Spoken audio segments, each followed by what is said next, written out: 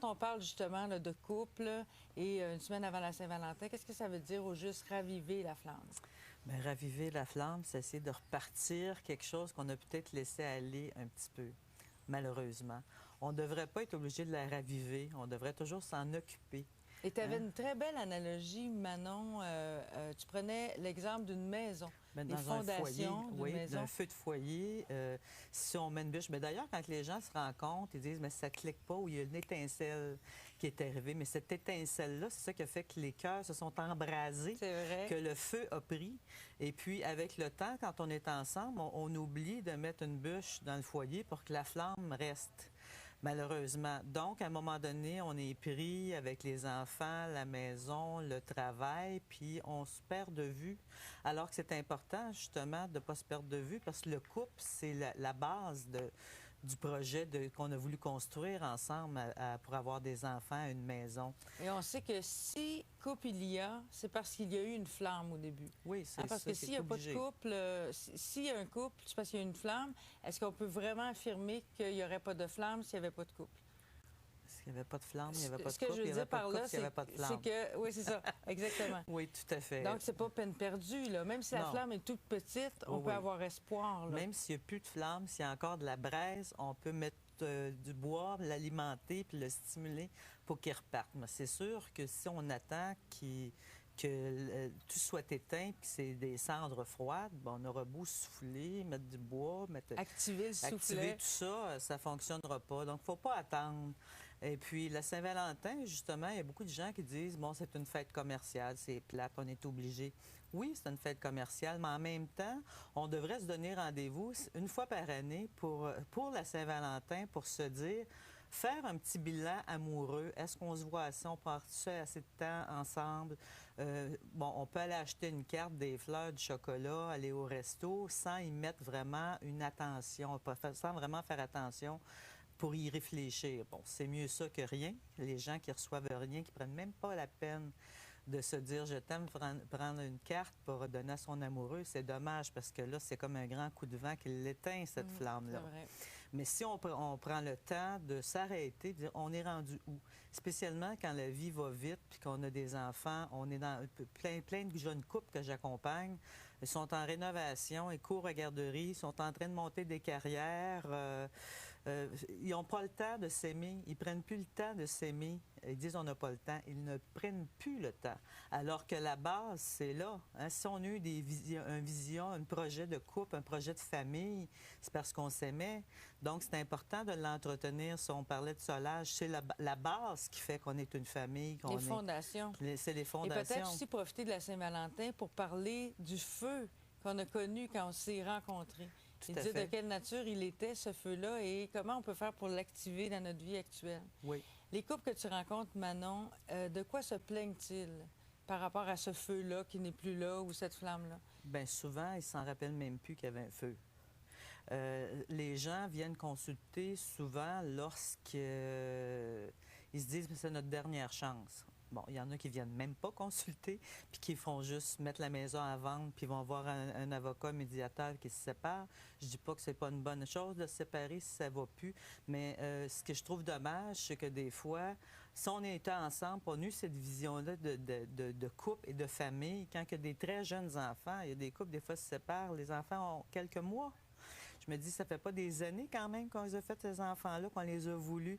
Qu'est-ce qui fait qu'on est prêt à larguer tout comme ça?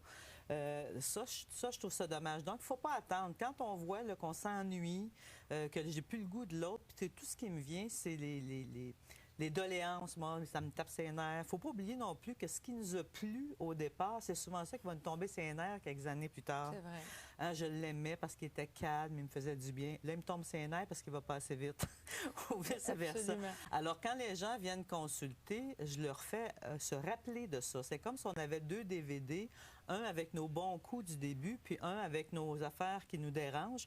Puis là, quand ça nous dérange, on oublie qu'on a un autre DVD où on avait tous les bons moments qu'on a partagés ensemble. Il y a plusieurs façons, Manon, de raviver la flamme. Chaque couple a ses petits secrets.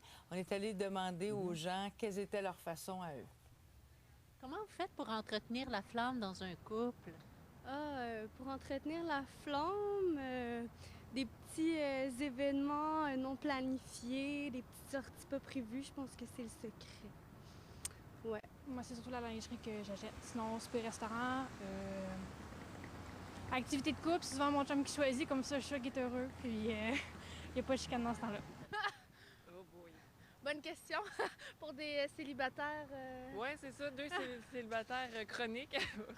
Il faut avoir une sorte de sincérité entre les deux pour entretenir l'amour. Comment vous entretenez la flamme? Alors ça, c'est l'intérieur, mon cher, l'intérieur. Il faut l'arroser. Il faut arroser une flamme? Une flamme? Oui. Une flamme, c'est comme une fleur. Il faut l'entretenir au quotidien. C'est toujours essentiel de garder un peu de mystère. Avec les enfants, c'est un peu difficile, mais on essaie de se payer du temps, juste nous deux. Petit souper, petite soirée tranquille. En fait, faut être gentil et puis il faut être agréable avec la personne. Il faut voyager, il faut faire plein de choses ensemble et pas forcément être tout le temps l'un avec l'autre pour mieux s'apprécier quand on se retrouve. C'est bon, hein? Une flamme, c'est comme une fleur. Il faut l'arroser. L'arroser, mais pas avec trop d'eau. Non, il faut l'entretenir. Un petit peu de kérosène, peut-être. Si quelqu'un voulait avoir un exercice là, pour s'y mettre un peu avant la Saint-Valentin, qu'est-ce que tu proposerais, Manon? Un exercice que je fais souvent faire à mes clients qui, justement, se souviennent plus trop là, de qu'est-ce qui avait allumé cette flamme-là. C'est tout à fait simple. Je leur demande, souviens-toi quand tu as rencontré ta partenaire, ton partenaire, puis je leur demande de dire ce qui leur a plu à 3 niveaux. Premièrement, au niveau corporel, parce que c'est la première fois qu'on voit quelqu'un, on voit son corps.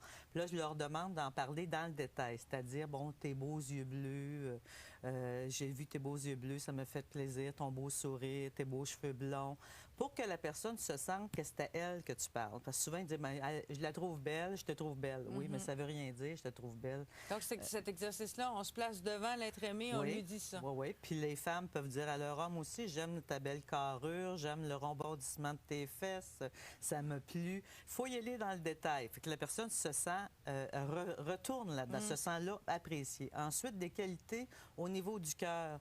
J'aime ta générosité, j'aime ta façon d'être mère, d'être père, j'aime la façon que tu me traites, comment tu es intervenant, tu interviens auprès de moi. Puis des qualités intellectuelles et manuelles.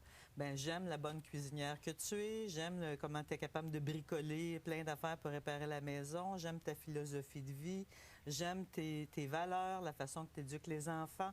Fait que si on prend chacun le temps de bien nommer à l'autre... Ça doit être touchant, ça, comme exercice. C'est très touchant. Puis vous allez être surpris, si vous l'essayez, de voir comment on revient là-dedans. Tout de suite, puis on se souvient de ça, puis tout de suite, on voit la complicité qui s'installe, puis ensuite, mais les personnes peuvent aller se l'exprimer dans un langage des corps. Et là, s'il y a une petite braise, là, le feu prend. Là, ça vient de repartir. Ça peut finir sur la peau d'ours en face d'un bon feu de foyer. Hein, tout à fait, tout à fait. Merci beaucoup. Ça m'a fait plaisir.